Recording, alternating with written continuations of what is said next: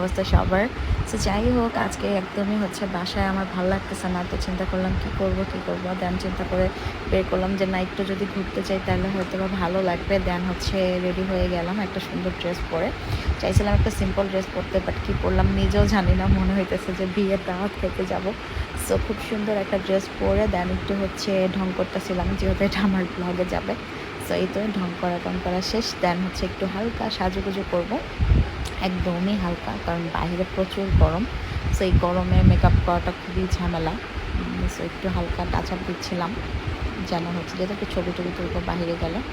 So এই জন্য হালকা, একদম হালকা একটু টাচ আপ করতেছিলাম। তারপরে একটু লিপস্টিক দিতাম, লিপস্টিকটা ভেঙে ফেলছে কুচিটা। সো আমি হচ্ছে একটু হালকা লিপস্টিক দিচ্ছিলাম আর চিন্তা করতেছিলাম যে কোথায় যাব, আজকে কোথায় যাব। সো ভাবতে ইয়াস, বাসার কাছে আমার যে প্লেসটা সেটাতেই চলে গেলাম, সেটা হচ্ছে টিএসসিতে। মানে এখানে না, মানে একদম ফ্রেশ একটা বাতাস থাকে, ঠান্ডা পরিবেশটা, একদম খুব সুন্দর একটা পরিবেশ। আমি একদম কাছাকাছি যদি বলতে চাই। সো দেন ওইখান থেকে হচ্ছে চলে গেলাম হচ্ছে কার্জন হলে। সো দেন এখানে হচ্ছে একটু ঢং করতেছিলাম, একটু ছবি ভিডিও ক্লিপস নিচ্ছিলাম। সো এগুলো হচ্ছে আমার কি করলাম নিজেও জানি না। সো দেন যেটা করলাম সেটা হচ্ছে পুরান ঢাকা চলে যাওয়ার জন্য হচ্ছে চিন্তা ভাবনা করলাম যে না, পুরান ঢাকায় যাব।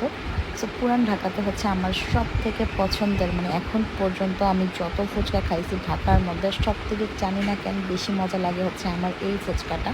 সো আমি একটা দিন এমনও ছিল যে 7টায় 4 দিন 5 দিনও আমি এই ফুচকা খেতে গেছি, যমুনার ফুচকা বলে মেবি এটাকে। লোকেশনটা খুবই ভেজালের, কারণ রাস্তাঘাট খুবই কাটা থাকে যেহেতু পুরান ঢাকা। সো এটা খুবই, মানে কি বলবো, কষ্ট, যাওয়াটা খুব কষ্ট। ঠিক আছে, যারা গাড়ি নিয়ে যাবে তাদের অবস্থা আরও খারাপ হয়ে যাবে, যারা বাইক নিয়ে যাবে তাদের অবস্থাও খারাপ হয়ে যাবে। জানি না আমি কেমনি এই লোকেশনে মানুষ যায়, কারণ রাস্তাটা ম্যাক্সিমাম সময় আমি কাটা দেখি। আগে যেতাম, অনেক যেতাম, সপ্তাহে 3 দিন 4 দিনও যেতাম এখানে ফুচকা খাওয়ার জন্য, বাট এখন আর সেটা হয় না। হয়তো বা সামনে আরও কমে যাবে যাওয়া, বাট এই ভিডিওগুলো যখন দেখবে তখন এগুলো আসলে মনে পড়ে যাবে, মেমোরিগুলো।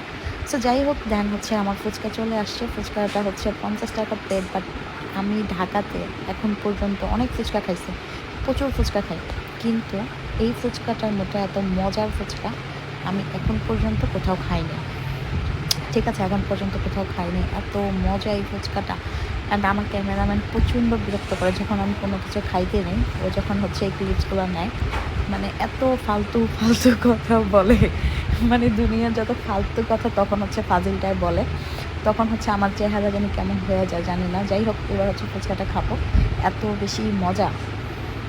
এত ফুচকা খাইছি আমি, কিন্তু এই ফুচকাটার মতো টেস্ট না আমি জানি না কেন।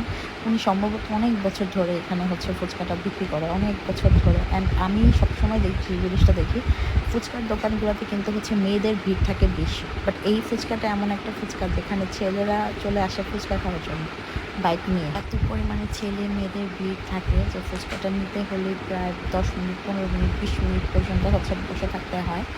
সো দেন আমি হচ্ছে ফুচকাটা খাচ্ছিলাম মজা করে, আমি প্লেট নিতেছিল, যেন ফালতু কথা নাকি বলছে মানে জানি না আমি।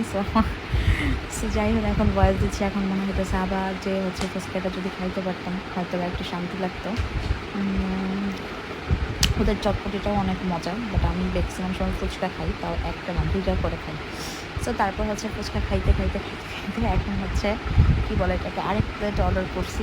দেন হচ্ছে এই যে আমার হচ্ছে, সো এটা হচ্ছে আমার সেকেন্ড প্লেট আজকের মধ্যে।